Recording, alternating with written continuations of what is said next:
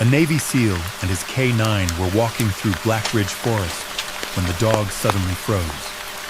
No barking, no warning, just a silent stare at something buried beneath the moss. Under layers of wet soil, a carefully hidden excavator blade surfaced, like someone had tried to erase it from history. Inside the machine were missing maps and a note about an emergency discharge. What was meant to stay covered for 15 years was no accident. It was a decision. The excavator wasn't abandoned. It was concealed. And the truth was still leaking into the water. Would you have kept digging? Tell us where you're watching from, and like, share, and subscribe to K9 and SEAL Stories. Mason Hale had learned to read silence long before he learned to read maps. At 30 years old, the discipline of a U.S. Navy SEAL lived not just in his posture, but in the way his breathing adjusted to terrain, in the way his eyes measured distance without seeming to move. His face carried the sharp geometry of someone accustomed to command. Angular, rugged lines, a defined jaw, clean-shaven, cold, blue-gray eyes that did not wander unnecessarily. His modern undercut haircut was neat and precise. Tight, faded sides with a short, textured top. Practical rather than fashionable. He stood tall and disciplined in his complete standard-issue green digital camouflage uniform. Blouse and trousers fully buttoned and properly fitted. Plain black belt secured at the waist. Plain black combat boots planted firmly against the damp earth of Blackridge Forest. No weapon hung from him. No tactical vest. No patches beyond what regulation allowed. Control was his armor, not noise. Beside him stood Rexar, a full-grown male Belgian Malinois, 4 to 5 years old, lean and tightly muscled like a coiled spring waiting for direction. His deep fawn to mahogany coat gleamed dark where reins still clung to the guard hairs, and his distinct black facial mask framed intense dark amber eyes that rarely blinked without purpose. His upright ears cut clean silhouettes against the morning mist. The tan tactical K9 vest sat firm against his torso, straps snug but not restrictive, paired with a simple working dog collar that bore no decoration. Rexar stood aligned with Mason, facing the same direction, posture alert and steady, mission ready even when the mission was nothing more than a routine trail check. The storm the night before had been violent enough to peel bark from old pines and carve fresh rivulets through the soil. Mason had volunteered to inspect the northern trail at first light, the section that skirted what used to be exploratory mining pits 15 years ago. Officially, the area had been reclaimed and stabilized.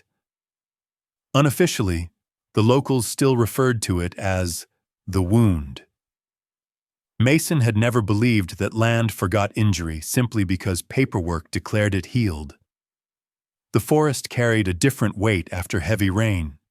The air smelled metallic and alive at once, sap bleeding fresh from snapped branches, earth breathing out the scent of rot and renewal. Mason moved with deliberate economy, scanning for washouts, fallen trunks, destabilized slopes. Rexar moved ahead, but never beyond invisible boundaries, checking Mason's peripheral blind spots without needing command. Their rhythm was quiet, practiced, almost sacred. They were halfway along the northern bend when Rexar stopped. No bark, no growl. Just a sudden, complete stillness. Mason halted instantly. He did not call the dog's name. He did not rush forward. He watched.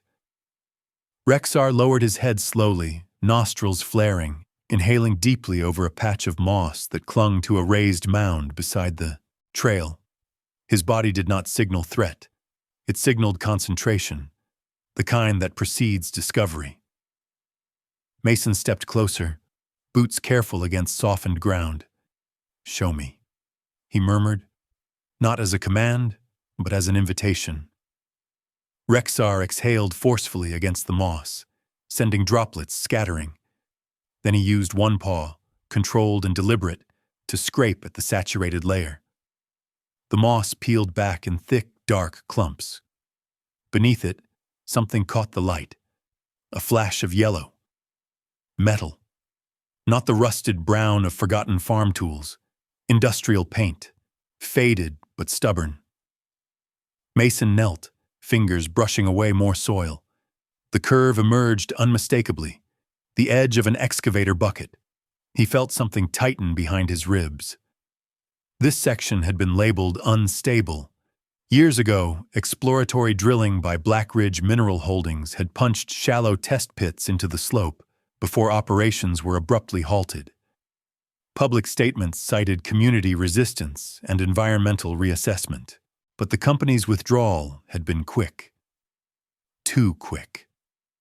Mason remembered reading the archived reports during his first weeks stationed nearby.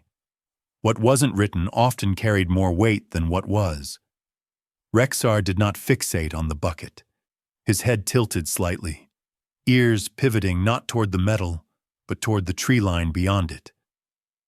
Mason noticed. That detail filed itself away. He cleared more earth. The excavator was not buried by landslide. It sat angled inside a shallow depression, a former test pit, half collapsed but not entirely consumed. The arm extended awkwardly into soil as if frozen mid-task. Rainwater pooled inside the bucket's curve, reflecting gray sky. A sign stood 20 yards away, recently planted. Soil instability, no entry. The lettering was clean, the metal post not yet weathered. Mason studied it briefly. The reclamation closure had been 15 years prior. Why warn now? He descended carefully into the pit, testing each foothold. The cabin remained partially intact, glass cracked but not shattered, door slightly ajar.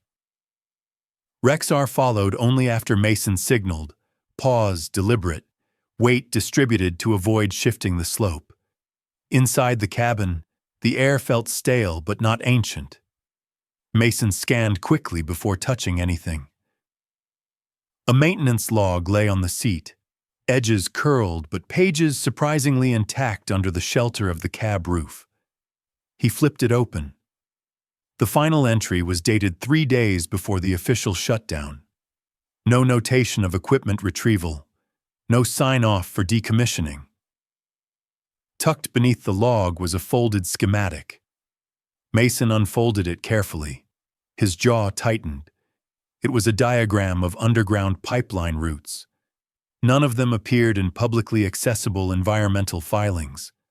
Lines ran from the test pit downhill toward a small tributary that fed the northern creek. Rexar's posture shifted. This was the rehook moment. He turned abruptly, not toward the excavator, not toward the unstable slope, but toward the direction of the creek. His muscles stiffened, not in aggression but in warning. He stepped forward and placed himself between Mason and the path leading downhill. His head lowered slightly, gaze locked beyond visible range. He did not bark. He did not whine. He simply refused to move aside. Mason felt a cold, instinctive clarity settle over him. Rexar had worked search operations before joining Mason's assignment. Detection, recovery, scent discrimination under chaos. The dog did not misread chemical trails. He did not dramatize shadows. If Rexar guarded water instead of metal, it meant something invisible carried weight. Mason climbed back out of the pit slowly, heart steady but thoughts accelerating. The creek lay 50 yards downslope, swollen from rain. Rexar moved ahead and stopped at its edge, blocking Mason's direct approach with subtle body positioning. His nose hovered inches above the surface, inhaling. The current carried leaves and sediment. Nothing visible. But Rexar's stance was not curiosity. It was alert containment.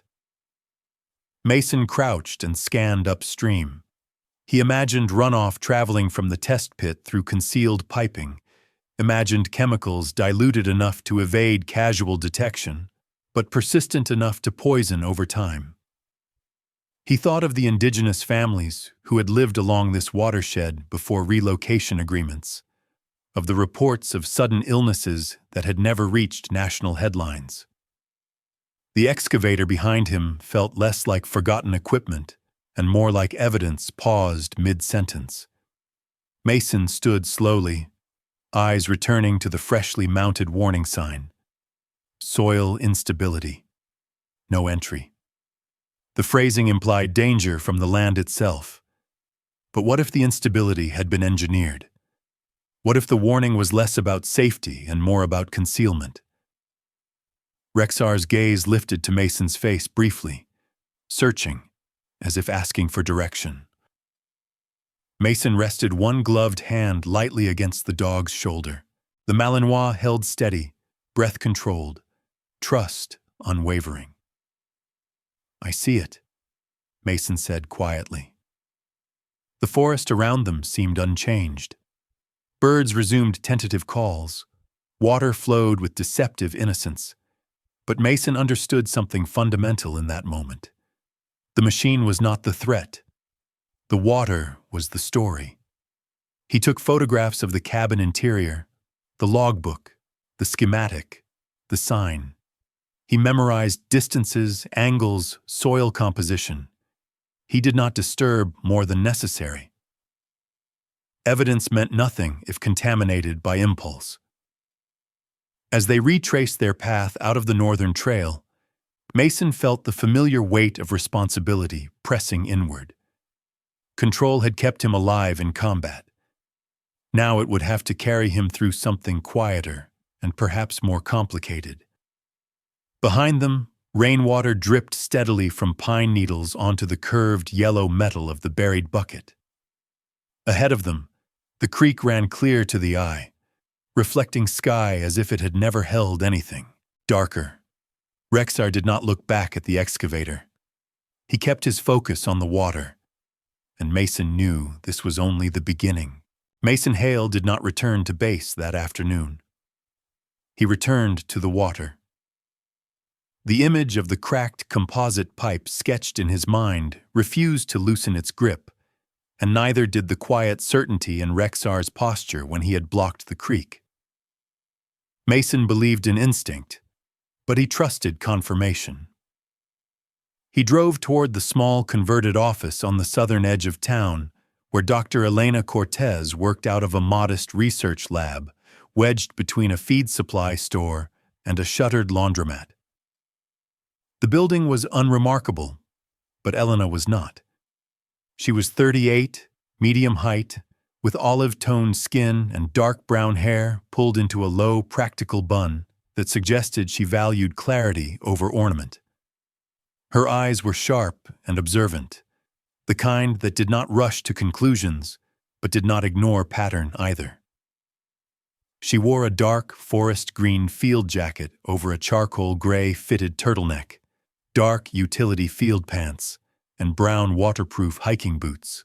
There was a quiet authority in her posture, shaped not by rank, but by years spent proving uncomfortable truths in rooms that preferred convenient ones. She had once worked for a federal environmental review board until a whistleblower report cost her position and reputation. Since then, she had operated independently, methodical and precise, careful with both data and trust. When Mason entered, she studied him for half a second before her gaze dropped instinctively to Rexar. The Belgian Malinois stood steady at Mason's side, tan tactical vest clean and fitted, dark amber eyes alert but calm. His lean muscular frame radiated readiness without aggression. "You're not here about property lines," Elena said, her voice low and even. Mason placed a sealed evidence pouch on her desk. "I need analysis," he replied simply. He did not oversell, did not dramatize. He described the excavator, the maintenance log, the unregistered pipeline schematic, and the creek. He did not speculate about motive. He spoke in measured detail. Elena listened without interruption, hands folded lightly over one another, gaze unwavering. The next morning, they met at Blackridge Creek. The sky hung pale and undecided, light filtering through pine and fractured beams. Elena carried sampling vials, a digital meter, and a compact field spectrometer in a reinforced case. She moved with focused efficiency, kneeling beside the stream to collect upstream and downstream samples. Mason watched the way her fingers steadied the vial beneath the surface, ensuring minimal sediment disturbance. "If this is natural leaching," she said quietly, "we'll see consistency across points." She glanced at Rexar briefly. The dog stood angled toward the water, ears upright, nose lifted slightly as if scenting something beyond the surface. They drove next to an abandoned well near Red Hollow, a small cluster of homes once occupied by members of an indigenous community, displaced during the original mineral testing phase 15 years earlier. The wellhead stood cracked and half swallowed by weeds. Elena lowered a sample tube carefully. Mason noted the silence in that place, the absence of birdsong, the brittle dryness of wind moving through brittle grass. Red Hollow had once held 30 families. Now it held memory and a locked gate with a faded warning sign. Back in her lab, Elena ran preliminary field tests. Mason remained standing, posture straight, hands loosely clasped behind his back in a stance that betrayed training rather than impatience. Rexar lay near the doorway but did not sleep. When the first readings flashed across the screen, Elena's jaw tightened slightly. "Arsenic," she said, "and cadmium." She adjusted calibration and re-ran the sample.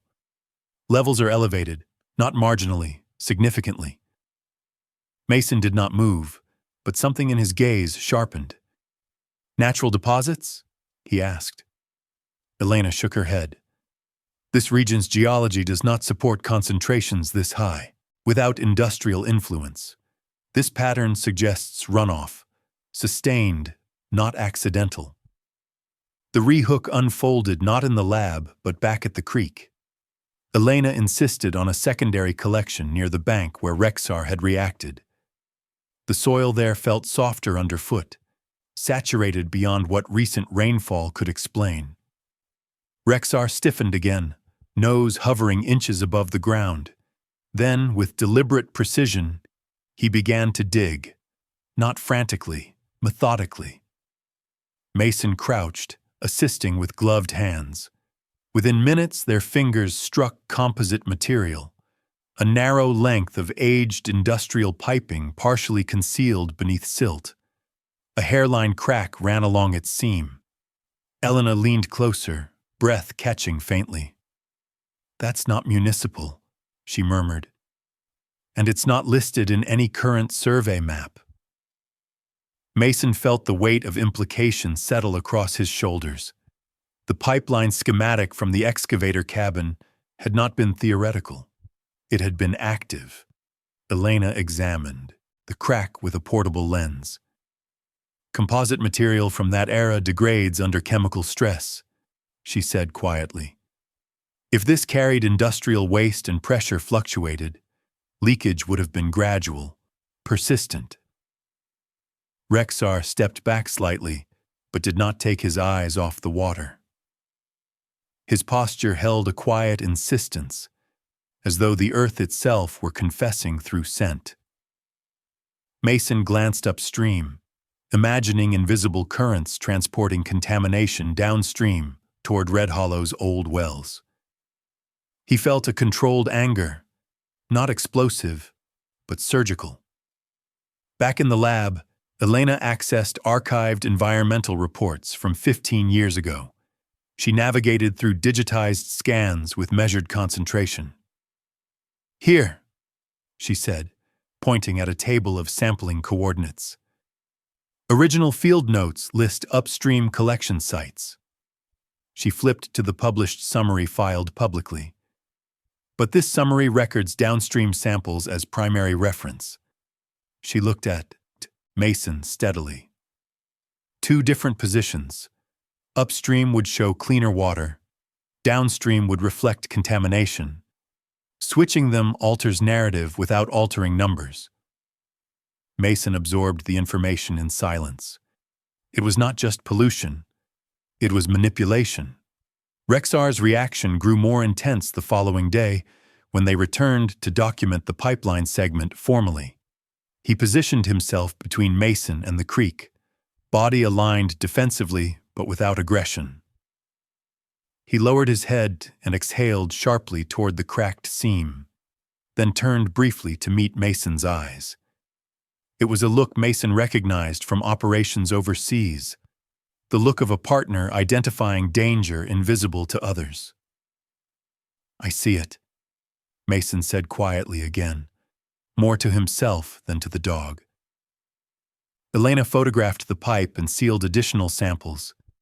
"If this goes public," she said, voice level but resolute, "it will challenge more than a corporation. It will challenge whoever signed those altered reports." Mason nodded. He understood institutional resistance. He had once operated under orders he later questioned. Control had kept him alive.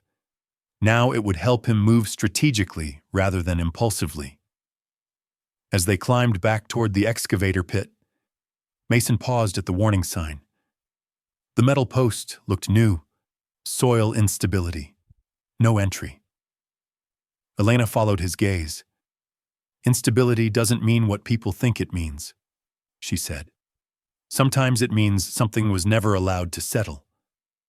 Rexar stood between them, facing the creek once more, ears upright, body calm but unyielding. The creek flowed quietly, reflecting pale sky with deceptive clarity. To the eye, it looked harmless. To the instruments, and to Rexar, it was not. Mason understood now that the excavator bucket beneath moss had been the beginning, not the answer. The real evidence ran invisible beneath the surface, carried in currents no one had questioned deeply enough. He felt no triumph, only resolve. The water was not clear, and someone had worked very hard to keep it that way. Mason Hale did not like cities. They felt loud in ways that had nothing to do with sound. Layers of motion, layers of motive, layers of compromise. Seattle rose gray and deliberate under low clouds when he drove in with Rexar in the back seat, the Belgian Malinois sitting upright rather than lying down, dark amber eyes tracking reflections in passing windows. The dog was 4 to 5 years old, lean and precisely muscled, deep fawn coat shading to mahogany along his back, black facial mask sharp against alert expression. Even in stillness, Rexar held tension the way coiled wire holds potential energy. He did not whine. He did not fidget. He watched. Mason had learned that when the dog watched too closely, something was wrong. Rebecca Sloane's office occupied the 5th floor of a narrow brick building overlooking Elliott Bay. The hallway smelled faintly of paper and old varnish. Rebecca met him at the door herself. She was 42, tall and composed, with pale skin that suggested more hours under fluorescent light than under sun. Her dark blonde hair was cut to shoulder length and worn straight, parted with deliberate neatness. She dressed in a navy-tailored blazer over a light gray blouse, black tailored trousers falling in crisp lines to low black leather heels. She carried herself with a calm, surgical confidence that came not from arrogance, but from years of fighting corporate litigation and losing enough battles to understand the cost of truth. There was something sharpened in her gaze, a habit of looking for the footnote no one expected her to read. Years earlier, she had represented a fishing community in a contamination case that settled quietly out of court. She had learned then that corporations did not just hide waste, they hid timelines. Mason laid out the evidence in methodical order. The excavator, the maintenance log, the underground pipeline schematic, Elena's laboratory results, the cracked composite pipe. He did not embellish. Rebecca listened, fingertips lightly touching each document as though weighing not just paper, but implication. Rexar positioned himself near Mason's chair, angled toward the window rather than the door, ears upright, body calm but vigilant. Rebecca noticed. "He's not reacting to traffic," she said softly. "He's reacting to something else." Mason gave a faint nod. "He reacts to what I can't measure." Rebecca turned to archived permits. Aurora Minerals. 15 years ago, the company had applied for a limited exploratory extraction permit for Blackridge. She read aloud portions of the commitment statement.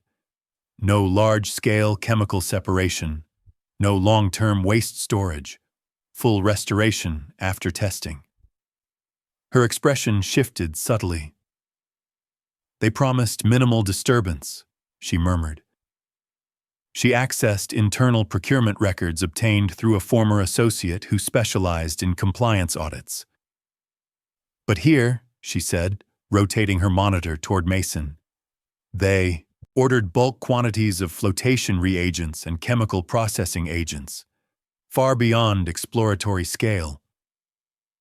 Mason felt the tension in his jaw tighten slightly. He had seen that pattern before, language that promised restraint paired with actions that prepared for expansion. Rebecca scrolled further. "Emergency discharge system activated," she read quietly. 3 times within 2 months. She tapped the time-stamped entries. "But there is no corresponding incident report filed with the State Environmental Authority." Mason's gaze darkened. "Emergency discharge means containment failed," he said. Rebecca nodded. "Or pressure built to a point where release was deemed less damaging than explosion. Either way, protocol requires notification. There is none." The rehook arrived not in Rebecca's office, but later, when Mason returned briefly to Blackridge Creek at dusk before driving home. He had not planned to stop, yet Rexar's posture changed as they neared the Chun turnoff. The dog rose in the back seat without command, ears erect, gaze fixed ahead. Mason pulled over. The creek ran shallow and deceptively calm, its surface reflecting fading orange light. Rexar stepped out, moved directly to the bank, and stood rigid. No bark. No growl. He lowered his head and exhaled slowly toward the water, then lifted his gaze toward Mason with an intensity that felt almost human. In that look was not fear, but insistence. As Mason crouched beside him, he noticed something new. Faint discoloration along the downstream edge. A subtle, iridescent sheen spreading thinly across pooled water trapped between rocks. Not oil in thick bands, but something lighter, almost invisible unless one knew how to look. Mason felt a pulse of clarity. The water was not healing. It was circulating what had never been removed. Rexar stepped sideways, blocking Mason from moving closer. The dog's trust in his own senses was absolute. Mason felt a surge of respect and a quiet, uncomfortable thought. If the contamination was still active, someone might still be monitoring it. Back in Seattle the next day, Rebecca outlined the broader implication. The project didn't fail because the mineral deposit was insufficient, she said, folding her hands. It stalled because local opposition grew too loud. Environmental groups, indigenous councils, fisheries. She met Mason's eyes steadily. When a project fails publicly, companies withdraw visibly, but withdrawal doesn't always mean cleanup. Mason considered the excavator buried under moss, the hidden pipeline, the edited sampling coordinates. They left infrastructure behind, he said. Rebecca nodded once. Infrastructure and liability. She drafted a preliminary legal strategy. Step 1. Preserve evidence formally through certified environmental review. Step 2. File a motion compelling Aurora Minerals to disclose complete internal communication logs during the permit period. Step 3. Notify affected communities quietly before filing publicly. If we move too fast, Rebecca warned, they'll bury us in procedural delay. If we move too slow, contamination continues. Her voice held no drama, only calculation. Mason appreciated that. She did not posture. She prepared. Rexar shifted slightly, gaze returning to the window. Mason followed the dog's line of sight but saw only passing clouds reflected against glass. He wondered briefly if the dog sensed something beyond scent. Pattern, memory, residue embedded in soil and water. He dismissed the thought as sentiment. Yet he could not deny the precision of Rexar's warnings. Each time they approached the creek, the dog placed himself between Mason and the water, body angled as a shield.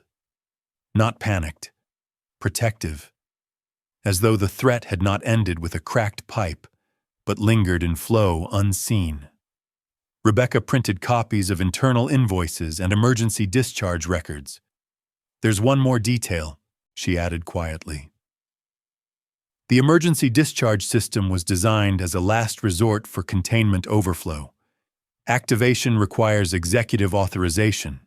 That means someone high enough to sign off new containment had failed. Mason felt the pieces align with unsettling clarity. The edited pages, the altered sampling points, the concealed pipe. This was not neglect. It was orchestration. As Mason left her office, Seattle rain began in a fine mist that blurred skyline edges. Rexar walked at his side, steady and silent. Mason understood now that the story was not about a failed mining venture abandoned under protest. It was about a project halted publicly but preserved privately. The excavator had not been buried in defeat. It had been concealed. The discharge system had not malfunctioned unnoticed. It had been activated deliberately. And the creek, still carrying traces of metal beyond natural levels, had never been declared safe with honest data. Driving back toward Blackridge, Mason felt the weight of realization settle into something sharper than anger. It was resolve. Projects fail, companies retreat. But leaving contamination buried beneath edited reports was not failure. It was strategy. Rexar's head remained high as they passed the creek turnoff again, ears alert. When Mason slowed instinctively, the dog shifted forward, blocking the path to the bank with quiet certainty. Mason did not argue. He rested a hand briefly against the dog's neck, feeling steady warmth beneath fur. The water had not been cleared. The pages had been rewritten, and someone had counted on time to wash away what truth had not yet exposed. Mason Hale did not expect Dr. Harold Winthrop to agree to meet. Men who had spent their careers shaping environmental narratives rarely welcomed confrontation, especially not from former military investigators with field evidence and independent lab reports.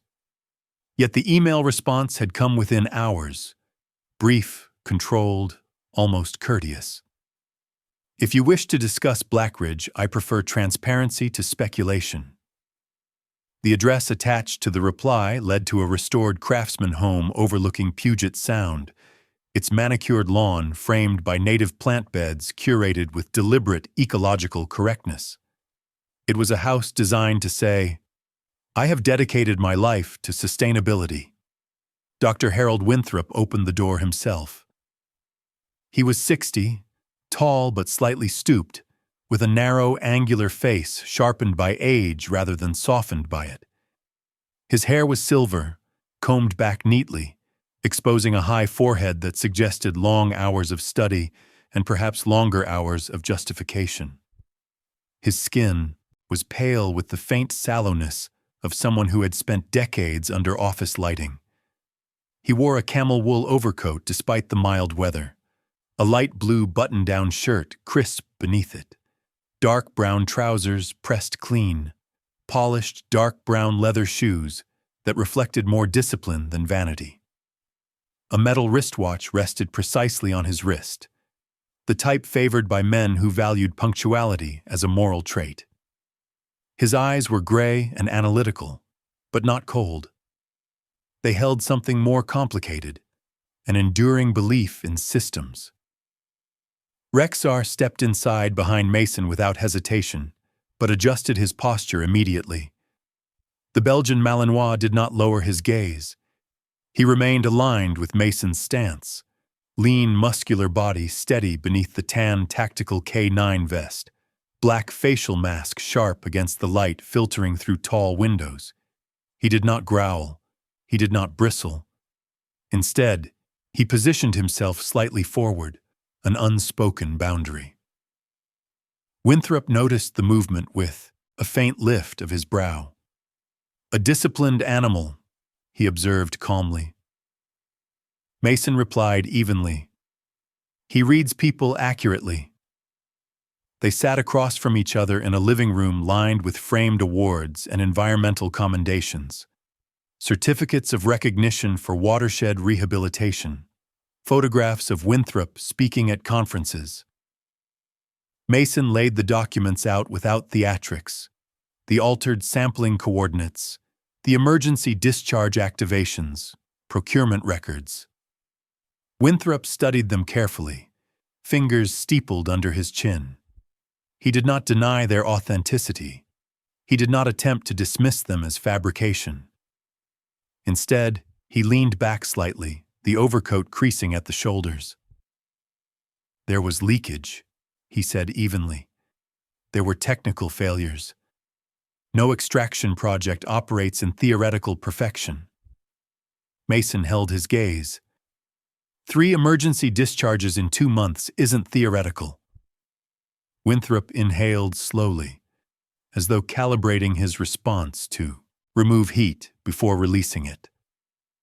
"Blackridge was dying 15 years ago," he said. "The mills had closed.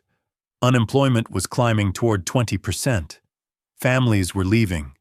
Mining was not greed. It was survival." His voice carried conviction rather than defensiveness. "We projected hundreds of jobs, infrastructure investment, healthcare funding." He rose and moved toward a bookshelf, retrieving an old binder. "Do you know what desperation does to a town?" he asked, turning pages. "It erodes trust faster than any chemical." He paused, glancing at Mason. "Yes, there were discharge events, statistical anomalies, temporary pressure failures in containment ponds. Corrected." Mason's expression did not shift. "Not reported?" Winthrop exhaled, and for the first time a thin line of tension appeared around his mouth. "Reported internally. Assessed as non-lethal exposure risk. Arsenic and cadmium occur naturally in mineral-rich strata. Elevated readings do not automatically equal causation." The rehook emerged not from words, but from silence. As Winthrop spoke, Rexar's posture changed almost imperceptibly. The dog stepped forward until he stood directly between Mason and Winthrop, head level, ears upright, dark amber eyes fixed steadily on the older man. He did not bark. He did not bare teeth. Instead, he placed one paw slightly ahead of the other and held position, muscles taut but controlled. The air shifted. Winthrop's gaze dropped briefly to the dog, then returned to Mason with an unreadable expression. "Interesting," he murmured. "He senses your agitation." Mason knew better. He had not moved. His breathing had not changed. Rexar was not reacting to Mason. He was responding to something in Winthrop's cadence. Perhaps the subtle tightening when discussing discharge reports. Perhaps the microsecond hesitation before labeling contamination non-lethal. In that suspended moment, Mason felt clarity sharpen. Rexar did not perceive ideology. He perceived threat. Winthrop resumed his seat, folding his hands. If we had halted operations at the first sign of leakage, he continued, we would have condemned Blackridge to irreversible decline. Development is rarely clean, it is negotiated. His tone remained measured, almost paternal. You see corporate malice. I saw economic revival. He leaned forward slightly. The mortality claims that surfaced afterward. No direct epidemiological link was established. Correlation is not causation. Mason felt the familiar discipline rise within him, the military-trained instinct to separate emotion from data. Correlation repeated across communities becomes pattern, he said. Winthrop's eyes flickered, just briefly. You're assuming the contamination persisted. Mason did not respond verbally. He simply slid Elena's recent lab results across the table. Elevated arsenic, elevated cadmium, not upstream, downstream. Winthrop studied the numbers carefully. For a moment, the composure wavered. Not visibly, not dramatically, but enough for Mason to notice a tightening in the older man's jaw. You're 15 years late, Winthrop said quietly. If there was damage, it is embedded now. You cannot unwrite history. Mason's voice remained calm. You can correct record. Winthrop's gaze hardened, though not with hostility. And collapse what little stability Blackridge regained? Lawsuits, panic, property devaluation. Sometimes truth is not neutral. Rexar shifted again, angling slightly closer to Mason, body forming a subtle barrier. The dog's calm intensity unsettled the room more than a growl would have. Winthrop noticed, and for the first time his composure carried a trace of uncertainty. He adjusted his watch unconsciously, a gesture Mason interpreted as stress management rather than habit. I did not poison anyone, Winthrop said at last, voice lower. I made calculations. Risk versus reward. The data available at the time did not predict widespread lethality. Mason studied him carefully. He saw not a caricature of villainy, but a man who had chosen compromise and then rationalized its consequences. You authorized emergency discharge, Mason said quietly. It was not a question. Winthrop's eyes held his. After a pause, he nodded once. Yes. The admission settled heavily between them. It was not shouted. It was not dramatic. It was factual. Containment pressure was approaching structural failure, Winthrop explained. If the berm collapsed, runoff would have been uncontrolled. The discharge system limited exposure. Mason absorbed the explanation without interruption. And the report? He asked. Winthrop's gaze shifted momentarily toward the window overlooking the bay. Drafted, he said, then archived internally after executive review. Outside, waves struck the shoreline in steady rhythm. Mason understood the shape of the man before him. Winthrop believed in development as salvation. He believed in calculated risk. He believed that economic survival justified statistical harm. His motive was not cruelty, but conviction that compromise could be contained. The tragedy was not that he felt nothing. It was that he believed he had felt enough. When Mason stood to leave, Winthrop remained seated. Be careful, the older man said quietly. You're not confronting only data. You are confronting a narrative that has stabilized for 15 years. Mason nodded once. Stability built on omission isn't stability. Rexar moved with him toward the door, never turning his back fully until Mason stepped outside. Driving away, Mason felt the weight of complexity settle deeper than anger. Winthrop was not a caricature antagonist. He was a believer in progress who had accepted leakage as collateral. The contamination, if ongoing, was not born of hatred, but of calculation. Rexar lay down only once the house, disappeared from view, posture finally relaxing, but eyes still alert. Mason knew now that exposing Aurora would not be a simple act of unveiling hidden evil. It would require dismantling a narrative of necessity, a story in which compromise was framed as courage. He glanced at Rexar briefly. The dog's steady presence grounded him. There was no ideology in the animal's instinct, only alignment with what was wrong. At Blackridge Creek, Rexar did not debate statistics. He blocked Mason from stepping closer to water that carried unseen threat. That was enough. Mason Hale returned to Blackridge with a different kind of resolve. Confronting Harold Winthrop had clarified something essential. The past had not been chaos. It had been organized. Decisions had been made. Calculations had been signed. And if calculations existed, infrastructure existed to support them. Infrastructure left patterns. Patterns could be traced. The forest felt quieter than usual that morning, not peaceful but watchful, as if it knew something beneath it had remained unspoken for too long. Mason moved through the trees in his complete standard-issue green digital camouflage uniform, blouse and trousers fully buttoned and fitted, plain black belt secure, plain black combat boots steady against damp soil. He did not rush. He mapped terrain the way he had once mapped contested ground, angles, elevation, probable concealment lines.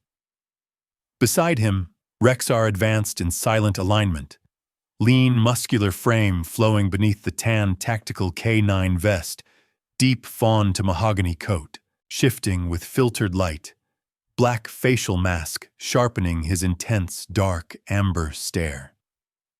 The Belgian Malinois did not pull ahead.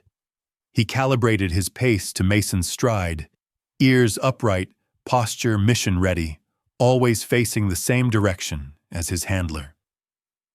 Dr. Elena Cortez met them near the old extraction pit. She stood at average height, but carried herself with grounded precision, dark hair pulled back tightly to prevent distraction, sharp brown eyes that missed little. Her dark forest green field jacket was zipped high against the chill, charcoal gray fitted turtleneck beneath it. Dark utility field pants tucked cleanly into brown waterproof hiking boots. In one hand, she carried a clipboard, and in the other, a case of sample vials. Elena had built her career studying heavy metal migration patterns in groundwater after losing a childhood friend to unexplained renal failure in a mining town in Nevada. That loss had carved something permanent into her professionalism. She did not accept statistical anomaly without dissecting the math. She crouched near the soil seam where Rexar had previously reacted. "The sediment layering here isn't natural," she said quietly, brushing aside leaf litter. "See how the compaction changes? This was disturbed long after the original excavation." Mason nodded, scanning tree lines automatically. "Post-permit modification?" he asked. Elena glanced up. "That's my suspicion." They moved toward the creek. The water ran shallow but steady, sunlight catching the surface in fractured reflections. Rexar slowed first. He did not growl. He did not bark. Instead, he lowered his head and traced a path parallel to the waterline, nose working in slow, deliberate passes. His body language changed, weight shifting forward, tail held level, muscles tightening subtly. Mason recognized the shift. This was not curiosity. This was confirmation. Elena began probing the bank with a narrow steel rod, testing density on the third insertion. The rod struck something hollow. She froze, meeting Mason's eyes. Together they cleared soil carefully. Within minutes, a composite pipe emerged, aged fiberglass reinforced with resin, cracked along one seam. It was not part of any documented EPA diagram they had reviewed. Elena's breath left her slowly. This wasn't original infrastructure, she murmured. It was retrofitted. Mason traced the pipe's direction with his gaze. It ran from the old test pit beneath a shallow incline, directly toward the creek. "Installed after permit approval," he said. Elena nodded. If it were approved, it would have been logged. Composite pipes like this are used for corrosive fluid transfer. It's not agricultural runoff. It's industrial. The rehook came without warning. As they widened the excavation slightly, Rexar suddenly shifted position and began digging 2 feet downstream from the exposed crack, paws moving with precise urgency. He did not look back for command. He dug until his claws struck metal. Mason joined him, brushing away soil until a secondary valve housing emerged. A manual shutoff unit partially corroded but intact. It was positioned at an angle suggesting it had been accessed repeatedly. The handle bore wear patterns consistent with repeated rotation by hand. Elena stared at it, disbelief flickering across her usually controlled expression. "That valve wasn't for containment failure," she said quietly. "It was for regulation." Mason felt something settle in his chest. Not shock, not anger, but clarity. He imagined the scene 15 years earlier. Rising pressure in holding ponds, the choice between reporting overflow or quietly diverting discharge into the creek through a hidden line. He imagined hands gripping that valve, turning it deliberately. Not accident, not catastrophe. Decision. Rexar stood between Mason and the water again, posture firm, ears upright. The dog's instincts did not require lab results. They required pattern recognition, and the pattern was wrong. They followed the pipe back toward the old excavator pit. The machinery's yellow metal remained partially exposed beneath moss, the cabin glass cracked but intact. Mason climbed into the cab with measured caution. The air inside smelled faintly metallic despite years of abandonment. He searched the console, lifting panels, checking beneath the seat. Behind a rusted maintenance compartment, he found a sealed plastic envelope wedged between wiring conduits. Inside was a folded set of handwritten technical notes. The ink had faded but remained legible. Emergency discharge to prevent containment overflow. The phrasing matched corporate language. Sanitized, operational, detached from consequence. Elena joined him outside the cabin. Mason handed her the document. She read it twice, jaw tightening slightly. "Containment overflow," she repeated. "If overflow were reported, inspectors would have come. The Tsyam line bypass detection." Mason looked toward the creek. "They didn't discharge because they had no choice," he said evenly. "They discharged because overflow would have triggered investigation." Elena's scientific composure wavered for a second, not with emotion, but with realization. "If the secondary valve was used manually," she said, "that implies repeated discretionary releases." She glanced at the pipeline crack. And over time, structural fatigue created leakage beyond controlled discharge. Mason nodded. The phrase formed without effort. It wasn't accident. It was policy by omission. Rexar paced the perimeter once more, then returned to stand directly beside Mason, shoulder aligned with his leg. The dog's breathing remained steady, but his gaze stayed locked on the creek. The sun had shifted higher now, light reflecting off water that looked deceptively clear. Mason remembered Winthrop's words. Correlation is not causation. He felt the quiet, difference between theory and evidence beneath his boots. Elena photographed the valve assembly from multiple angles, documenting wear patterns and pipe material composition.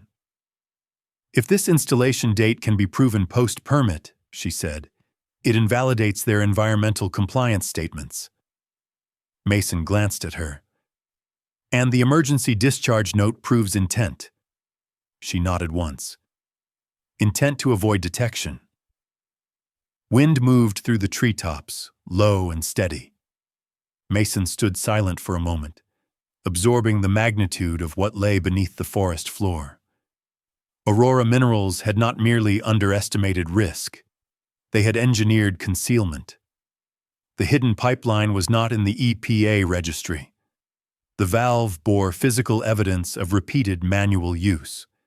The technical note tied discharge to containment overflow avoidance rather than accidental rupture. Piece by piece, the narrative of statistical anomaly eroded. He crouched by Rexar, placing one hand briefly against the dog's shoulder. The Malinois did not shift his focus from the creek. You were right, Mason murmured quietly. It was not sentimentality. It was acknowledgement. The animal's instinct had drawn them here before any human analysis caught up. Elena sealed the sample containers and packed the documentation carefully. This changes everything, she said softly. Mason rose, eyes scanning the tree line. No, he replied evenly. It confirms everything. They left the site with evidence secured, the pipeline partially recovered to avoid premature attention. As they walked back toward the truck, Mason felt the decision crystallize fully. There would be no quiet negotiation, no incremental suggestion of oversight. The discharge system had been deliberate, installed beyond regulatory visibility, activated to prevent inspection rather than protect environment. Rexar glanced back once at the creek before stepping into the vehicle, posture settling but not relaxed. Mason knew the dog would react again near that water until it was no longer a threat. The forest seemed unchanged on the surface, birds calling, branches swaying, but beneath the soil, a different story lay exposed. Mason started the engine and looked once more at the tree line. The evidence in his possession did not represent rumor. It represented engineering choice, and choice, once documented, could not hide behind statistical language. The road ahead would narrow, but now it was clear. Mason Hale had anticipated resistance. He had not anticipated silence. The days following the discovery of the concealed pipeline passed with an unnatural stillness, the kind that follows a distant thunderclap before the storm arrives overhead. He stored the physical evidence in a locked container inside his modest home at the edge of Blackridge, sample vials catalogued, photographs duplicated, handwritten technical notes sealed in protective sleeves. Rexar remained alert without being restless, his lean, muscular body settling near doorways and windows with the instinctive geometry of a trained guardian. The Belgian Malinois was 4 to 5 years old, deep fawn coat darkening to mahogany along his spine, black facial mask sharpening the intensity of his dark amber eyes, his ears rarely lowered. Even in sleep they remained half alert, tuned to subtle changes in air pressure and sound. Mason trusted that vigilance more than security cameras. The break-in happened without force.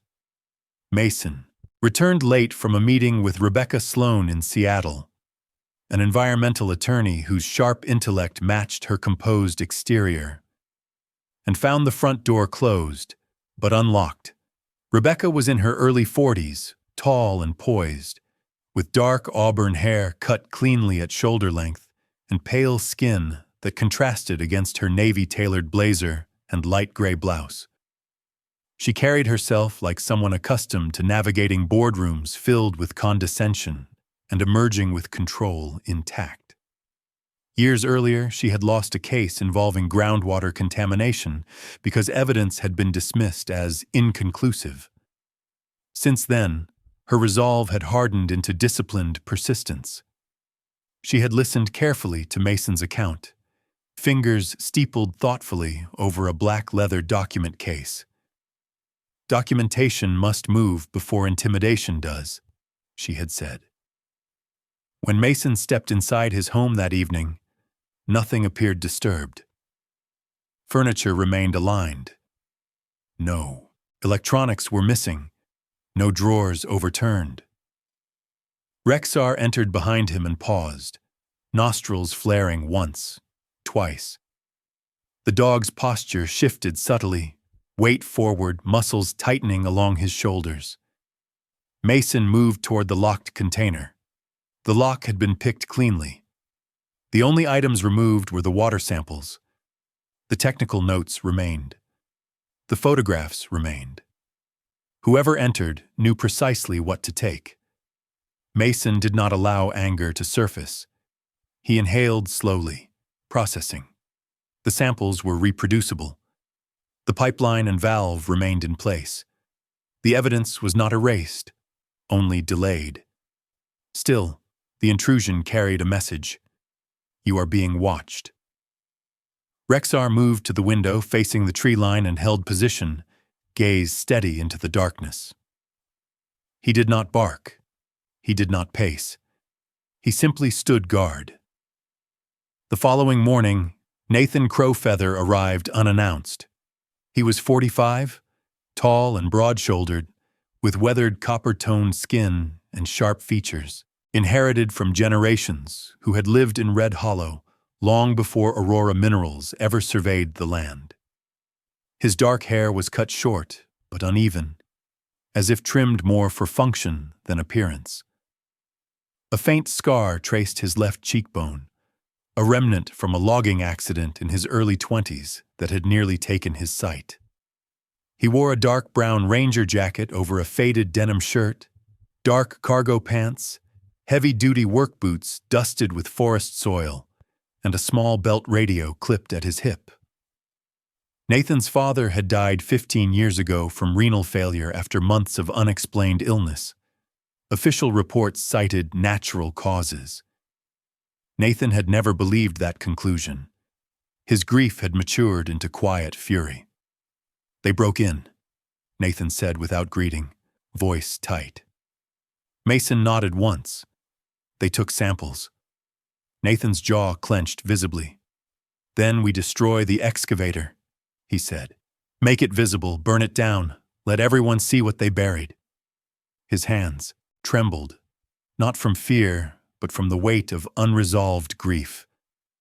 Mason stepped closer, steady but firm. If you destroy it, we lose leverage. Nathan's eyes flashed. Leverage? He snapped. They poisoned people. Mason held his ground. And if you burn the machine, they call it vandalism. They call you unstable. They discredit everything. The rehook unfolded in a quiet but startling moment. As Nathan's voice rose, Rexar moved swiftly and positioned himself between the two men.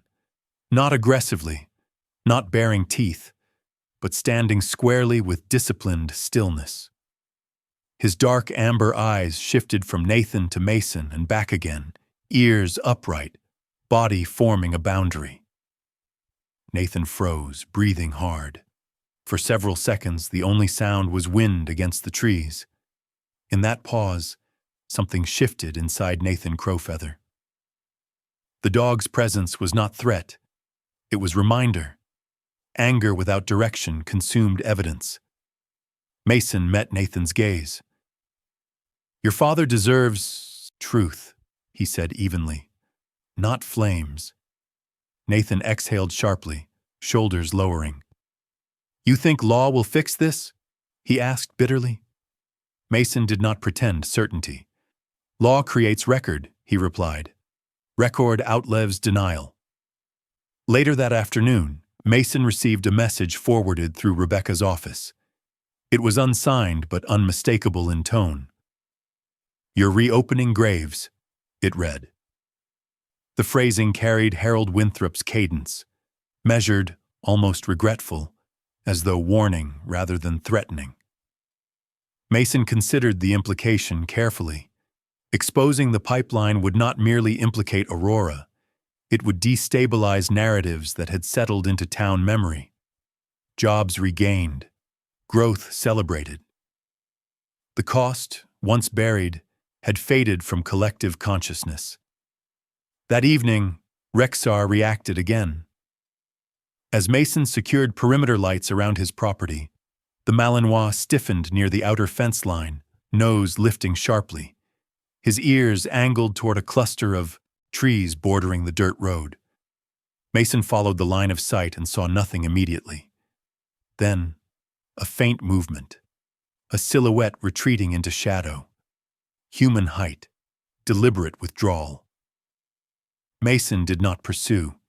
He memorized posture, direction, distance. Rexar remained fixed until the shape disappeared completely. Observation, Mason murmured, not confrontation. The dog stayed beside him, breathing controlled but alert. Whoever watched them understood terrain and timing. This was not random curiosity. Rather than escalate physically, Mason chose exposure.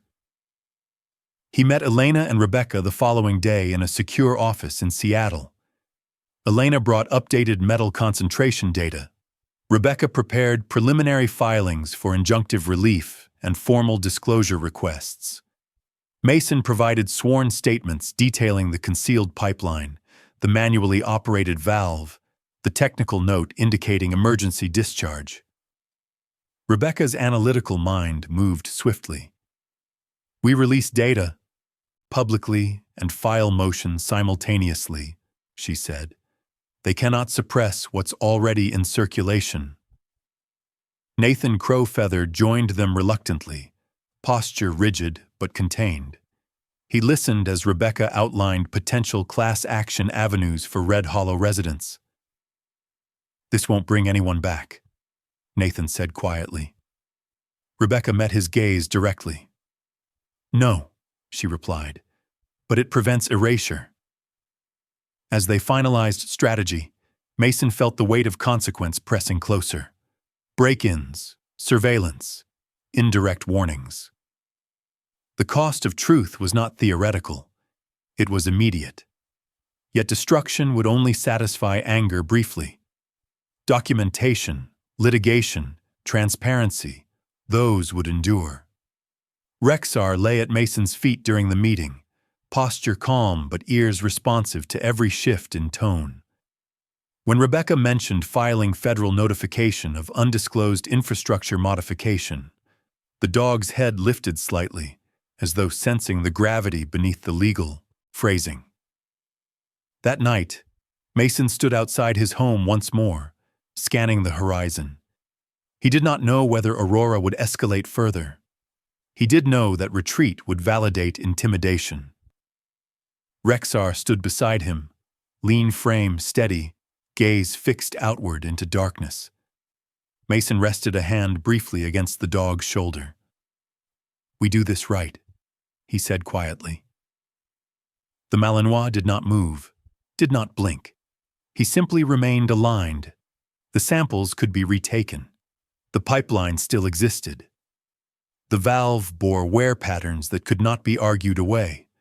Evidence remained. Anger had been redirected. The conflict had shifted from impulse to process. Mason understood now that reopening graves was not desecration. It was acknowledgement. And acknowledgement carried cost. But cost did not equal defeat. The story did not explode into headlines overnight. It unfolded in layers, measured and procedural, the way truth often does when filtered through institutions instead of outrage. Elena's research was submitted first to a regional environmental science journal with peer review standards strict enough to withstand corporate counterattack. She did not dramatize her findings. She presented them with statistical modeling, sediment core analysis, longitudinal heavy metal concentration comparisons, and isotope tracing that linked the cadmium and arsenic signatures directly to industrial processing compounds historically imported by Aurora Minerals. When the paper was accepted and published, it did not accuse, it demonstrated. Data replaced suspicion. The EPA did not arrive with sirens. They arrived with clipboards, sealed cases, and layered authorization. Among them was Agent Marcus Levin, a man in his late 30s with a square jaw, neatly trimmed dark beard, and a posture that suggested former military service without theatricality. He wore a simple navy field jacket over business casual attire, practical boots dusted by fieldwork rather than display. His voice carried the calm cadence of someone accustomed to bureaucratic resistance. He did not posture. He documented. When he met Mason, his handshake was firm but not overly performative. "We verify independently," he said. Mason nodded. "You should." The excavation of the old test pit did not resemble cinematic revelation. Heavy equipment returned, but this time under federal oversight. Layers of soil were removed systematically, each stratum photographed and logged. Rexar remained outside the safety perimeter, sitting upright beside Mason, tan tactical vest secure, deep fawn coat catching afternoon light, black facial mask emphasizing his unwavering gaze. He did not bark at the machinery. He did not react to the noise. He watched the waterline instead. Within days, the concealed secondary containment basin was uncovered.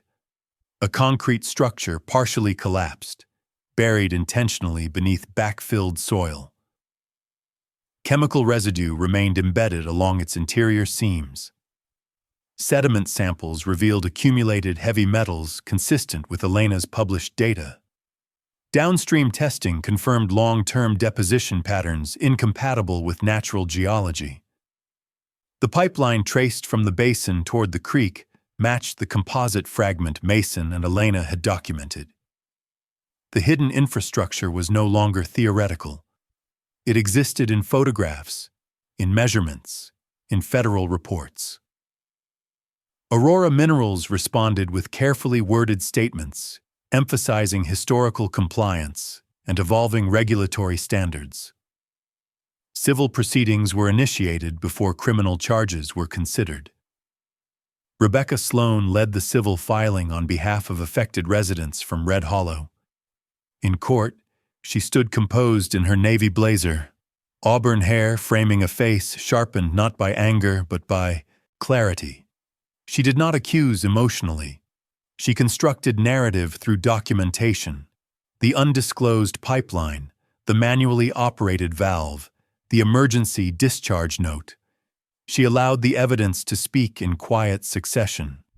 Harold Winthrop appeared under investigation for falsified reporting and omission of discharge events from publicly filed environmental assessments. When he testified, he did not crumble theatrically. He maintained that he had acted within available data thresholds at the time. Yet under cross-examination, inconsistencies surfaced. Internal drafts archived but never submitted. Discharge logs labeled as maintenance adjustments, rather than emergency releases. The distinction between compromise and concealment narrowed under scrutiny. Red Hollow was officially recognized as an industrial contamination zone. Medical review boards re-examined unexplained renal and neurological illnesses from 15 years prior. Some conclusions remained probabilistic rather than absolute. But acknowledgement alone shifted the narrative residents had carried in isolation. Nathan Crow Feather stood outside the courthouse on the day the civil case was formally accepted, shoulders squared but eyes distant. He did not smile. Justice did not restore his father, but recognition restored something else: validity. The re-hook came not in a courtroom but by the creek. Weeks after federal excavation began, Mason walked the familiar bank at dawn. Rexar moved ahead slightly, nose testing air that felt different, lighter, less metallic. The Belgian Malinois paused at the water's edge. Mason felt the habitual tension prepare in his body, expecting the dog to block him again, as he had countless times before. But Rexar did not step forward to shield. He did not lower his head to dig. Instead, he sat, upright, still. His dark amber eyes remained fixed on the flowing current, ears relaxed for the first time in months. The silence held weight. Mason stepped closer to the water without resistance from the dog. The current ran clear over stones newly exposed by excavation. Rexar's lack of alarm was not indifference, it was assessment completed. In that quiet moment, Mason understood something with startling clarity. The dog had never been focused on machinery. He had been focused on imbalance. And now, for the first time, that imbalance felt diminished. Blackridge did not transform into a media spectacle. It transitioned slowly into protected land status under state conservation review. Former extraction zones were designated for remediation and rewilding. Funding allocated through civil settlement provisions supported long-term water monitoring and health assessments for Red Hollow residents. Aurora Minerals did not vanish. Corporations rarely do. They restructured, rebranded, negotiated settlements without admitting criminal guilt. Yet the record remained. The concealed pipeline was no longer invisible. Mason was not invited to national interviews. No plaques bore his name. He did not want them. He returned to routine patrols and quiet mornings in his modest home. He maintained distance from public narrative. Elena continued her research with strengthened credibility. Rebecca expanded her practice to include environmental accountability cases informed by precedent. Nathan Crowfeather began collaborating with conservation teams overseeing restoration of ancestral land. The conflict did not erase scars, it clarified them. One evening near sunset, Mason and Rexar stood once more by Blackridge Creek. The air carried the scent of wet stone and pine rather than chemical trace. Rexar stood beside him, aligned as always, lean frame steady, black facial mask sharp against fading light. He did not dig. He did not guard.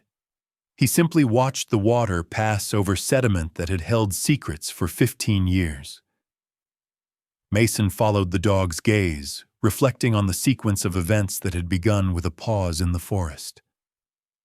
He understood now that heroism had not driven him. Habit had. Discipline had. And a refusal to ignore instinct when it interrupted routine. The excavator had been spectacle. The pipeline had been mechanism. The water had been consequence. Rexar had not found buried machinery. He had located buried truth. And Mason had done what training required. He had followed the signal rather than dismissing it. There were no cheers when the remediation barriers were removed. No triumphant declaration. Only flowing water, documented data, and a town that could no longer claim ignorance. Mason rested a hand briefly against Rexar's shoulder. The Malinois did not shift. His posture communicated completion rather than vigilance. Mason looked at the current and felt no need for narrative beyond this. He had not looked away when his dog stopped. That was enough. Sometimes miracles are not loud. They are quiet pauses. A warning you cannot explain. A moment when you choose not to walk away. Mason was not a hero because he was extraordinary. He was simply willing to stop when his dog stopped. Maybe that is how God speaks in our lives. Not through thunder, but through small nudges that say, look closer, stand firm, do what is right. If this story touched you, share it with someone who needs hope. Leave a comment about what stayed with you, and subscribe for more stories of loyalty, courage, and faith. May God bless you, protect your home, and guide your steps